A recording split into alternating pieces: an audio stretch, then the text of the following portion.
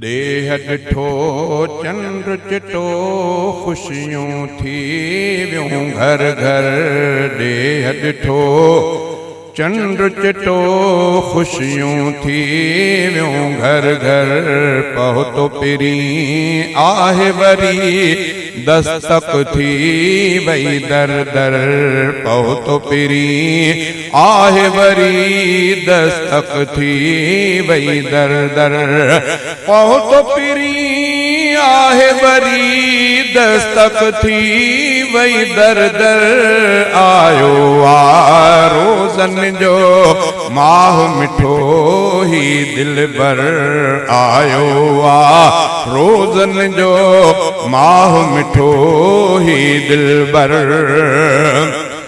रहमत भी बरकत भी बख्शिश भी थींदी वरी। रहमत भी बरकत भी बख्शिश भी थींदी वरी। सहरी ऐं इफ्तारी राहत भी ईंदी वरी। सहरी ऐं इफ्तारी राहत भी ईंदी वरी। मालिक थे राज़ी ऐं राज़ी थे पैगंबर।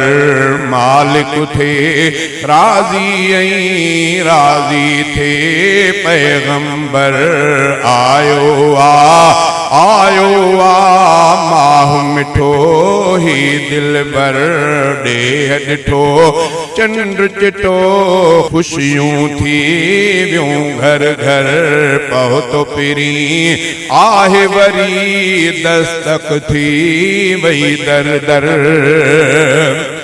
रब जे दर जो ईंदो अजरु खणी सो वींदो। रब जे दर जो ईंदो अजरु खणी सो वींदो। 20 तरावीह जो रोज़ इशा सां पढ़ंदो। 20 तरावीह जो रोज़ इशा सां पढ़ंदो। ॾोह सभई माफ़ थियनि साफ़ थिए थो अंदर। ॾोह सभई माफ़ थियनि माफ़ थिए थो अंदर।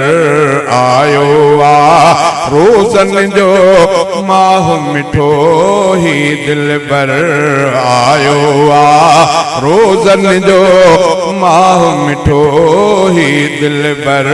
देह ॾिठो चंद्र चिटो ख़ुशियूं थी वियूं घर घर। पहुतो पिरी आहे वरी दस्तक थी वई दर दर। आयो आ माह मिठो ही दिलबर। रब जा थिया लख एहसान जहिया मोकिलियो रमज़ान अफ़ज़ल आ। रात क़दर आयो खणी आ मेहमान। रब जा थिया लख एहसान जहिया मोकिलियो रमज़ान अफ़ज़ल आ। रात क़दर आयो खणी आ मेहमान अफ़ज़ल आ। रात क़दर आयो खणी आ मेहमान। हाफ़िज़ था ख़त्म कढनि मोमिन ते थी विया मज़ा। हाफ़िज़ था ख़त्म कढनि मोमिन थी विया मुअतर। हाफ़िज़ था ख़त्म कढनि मोमिन थी विया मुअतर। आयो आ रोज़न जो माह मिठो ही दिलबर। मुर्गी मन सरहो थियो जिन भी रोज़ा रखिया। मुर्गी मन सरहो थियो जिन भी रोज़ा रखिया। दिलियूं थी शाद वयूं गुलशन में गुल टिड़िया। दिलियूं थी शाद वयूं गुलशन में गुल टिड़िया। आखिर में ईद संदो सोहणो थे थो मंजर आखिर में ईद संदो सुहणो थे तो मंजर आयो आ रोज़न जो माह मिठो ही दिलबर आयो आ माह मिठो ही दिलबर।